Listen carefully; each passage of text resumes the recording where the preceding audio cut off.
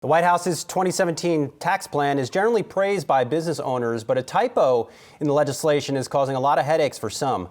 I went inside the C-suite with Dunkin Brands Chairman Nigel to discuss a big problem restaurants are facing in the new year. Well, I think this administration has tried very hard to help small businesses. And I think the Tax and Jobs Act that came out in 2017 was intended to do that. So that's been good. And they showed a lot of flexibility towards organizations like franchisees. The issue we have right now is an issue that's been very frustrating. In that act, there was a typo. In fact, it was a cut and paste that didn't take place properly. Restaurants and other businesses like grocery stores for many years have had the opportunity to depreciate over 15 years. It got turned back to a prior version of 39 years. That has a terrible effect on cash flow. It really affects small businesses. And on the way to the studio today, I was talking to people in Washington, both in the House and in the Senate, to push this over the line. It didn't get in the tax extenders bill.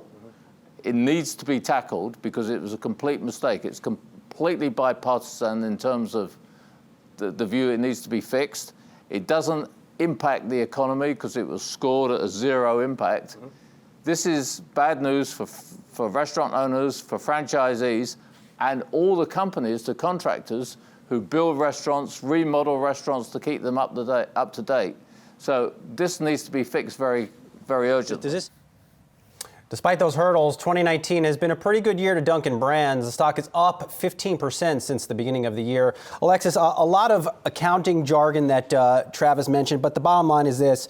The cost for improvements to restaurant chains can't be fully depreciated because of that typo. What that means, cash is locked up for businesses, profits are depressed.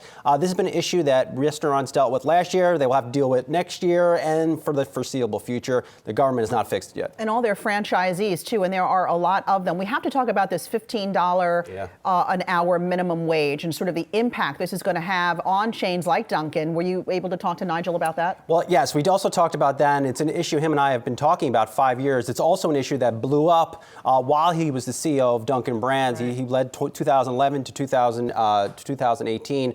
Listen, restaurants are having to pay $15 an hour minimum wage. They're competing in a tight labor market with Target and Walmart that are paying $15. And I go to the restaurants by me, McDonald's, you name it, they are already paying $15 an hour. I would argue that it's better to work in a Target and Walmart than flipping burgers at McDonald's. They have to do it. Right. So how are they going to compete with those companies for workers, but also in their own space with a Starbucks? Are there plans they have in place for 2020? I still think a lot of restaurants are focused on just offering the $15 minimum wage. That's unfortunate. They don't offer a path up the corporate ladder. All right, Brian, thanks a lot. Yep. Hey investors, Zach Guzman here. Are you interested in learning more about the markets and getting the latest financial news? Well, then click right here to subscribe to our Yahoo Finance YouTube channel. Get the latest up-to-the-minute market analysis, big interviews in the world of finance, and information on how to manage your money every day wherever you are.